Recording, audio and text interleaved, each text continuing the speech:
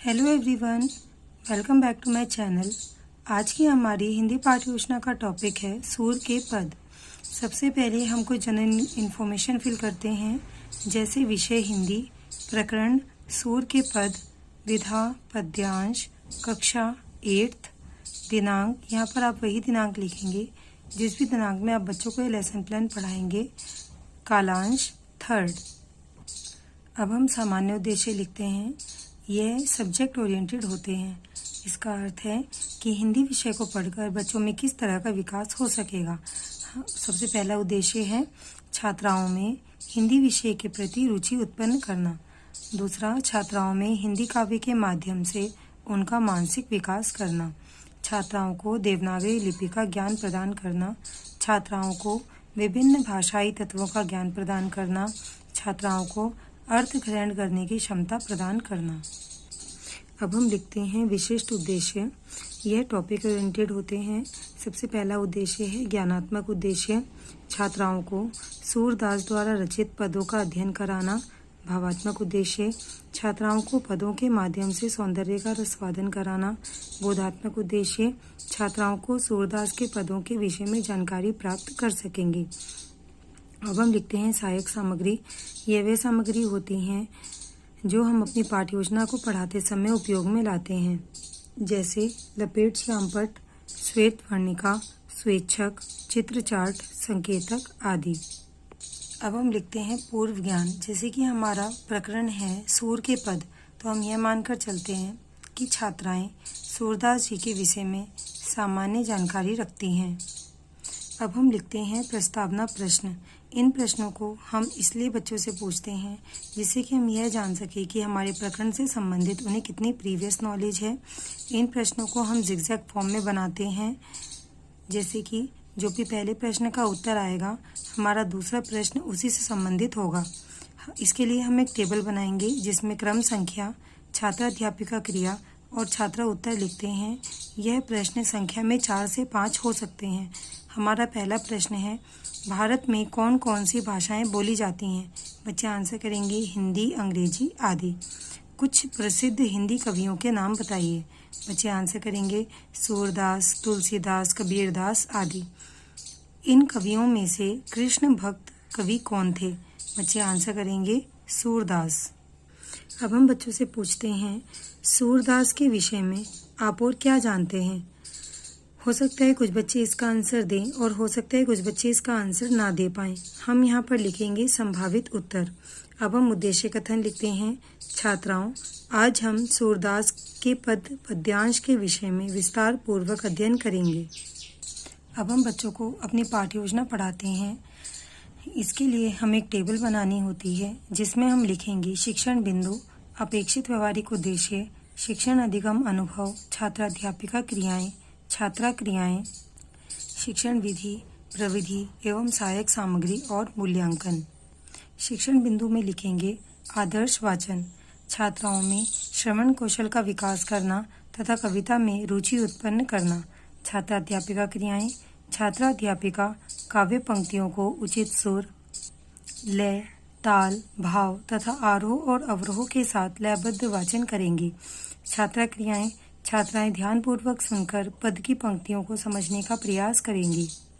यहाँ पर छात्राध्यापिका पद की पंक्तियों को अपनी पाठ्य पुस्तक से पढ़ाएंगी, इसलिए शिक्षण विधि में लिखेंगे पाठ्य पुस्तक विधि और एक छोटी सी पुस्तिका बनाकर हम अपनी पाठ्य योजना में चिपकाएंगे। अब हम लिखते हैं अनुकरण वाचन।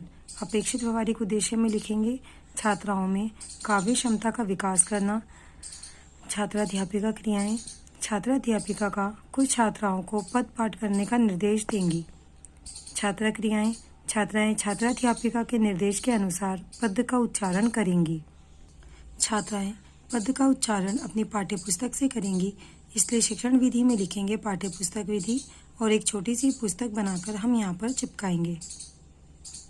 अब हम लिखते हैं शब्द विश्लेषण। अपेक्षित व्यवहारिक उद्देश्य में लिखेंगे बच्चों के शब्द भंडार में वृद्धि करना। छात्राध्यापिका क्रिया, छात्राध्यापिका श्यामपट पर कुछ कठिन शब्दों को लिखकर उनका अर्थ बताएंगी। अब हम लिखते हैं शब्दार्थ या कठिन शब्द और उनके अर्थ। बल, बलराम, बेनी, चोटी, भुई पृथ्वी या भूमि, लोटी लोटने लगी, जोटी जोड़ी, पैठी घुसकर, गौरस गाय के दूध से बना पदार्थ और ढोटा मतलब लड़का। छात्रा क्रियाओं में लिखेंगे छात्राएं छात्राध्यापिका की क्रियाओं पर ध्यान केंद्रित करेंगी और शामपट कार्य को अपनी उत्तर पुस्तिका में उतारेंगी। छात्राध्यापिका छात्राओं को शब्दार्थ अपनी पाठ्यपुस्तक से लिखवाएंगी, इसलिए शिक्षण विधि में लिखेंगे पाठ्यपुस्तक विधि और एक छोटी सी पुस्तिका बनाकर चिपकाएंगे। अब हम लिखते हैं पुनः आदर्श वाचन। अपने पाठ को पढ़ाने के बाद हम बच्चों को यह पाठ पुनः दोहराएंगे। अपेक्षित व्यवहारिक उद्देश्य में लिखेंगे छात्राओं को काव्य में निहित भावों की अनुभूति कराना। छात्राध्यापिका क्रियाएं छात्राध्यापिका पद की पंक्तियों को उचित आरोह व अवरोह, सुर, लय, ताल तथा भाव के साथ पुनः आदर्श वाचन करेंगी। छात्रा क्रियाएं छात्राएं छात्राध्यापिका को ध्यानपूर्वक सुनेंगी तथा पद को समझेंगी। अब हम बच्चों को सूरदास जी का चित्र कुछ इस प्रकार से चार्ट पर बनाकर दिखाएंगे और उसी का ही एक छोटा रूप हम अपनी पाठ योजना में भी चिपकाएंगे। यहाँ पर हमने बच्चों को एक चार्ट दिखाया है, इसलिए शिक्षण विधि प्रविधि में लिखेंगे प्रदर्शन प्रविधि। अब हम लिखते हैं सौंदर्य अनुभूति प्रश्न। पाठ को पढ़ाने के बाद छात्राध्यापिका पाठ से संबंधित कुछ प्रश्न बच्चों से पूछेंगी, जिससे कि यह पता चल सके कि बच्चों को कितना समझ में आया है और कितना नहीं। अपेक्षित व्यवहारिक उद्देश्य में लिखेंगे छात्राओं को काव्य सौंदर्य का बोध कराना।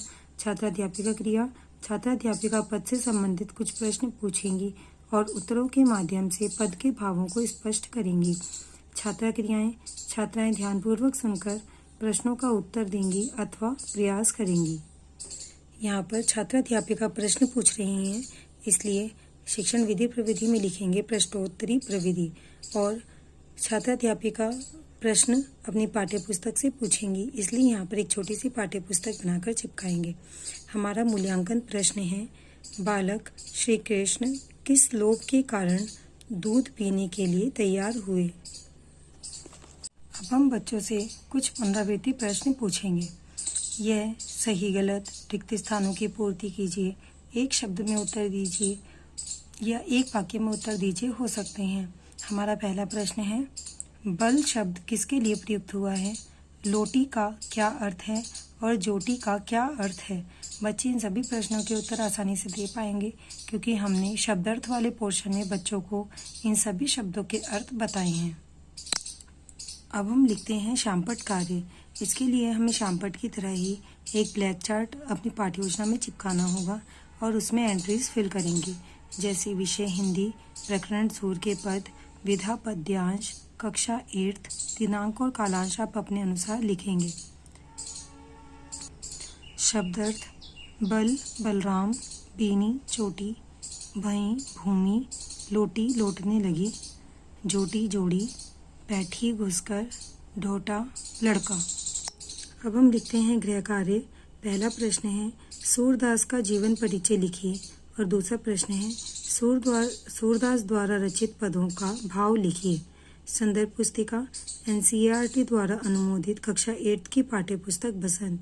अगर आपको ये वीडियो अच्छी लगी हो तो प्लीज़ वीडियो को लाइक करें, शेयर करें और मेरे चैनल को सब्सक्राइब करें। Thank you.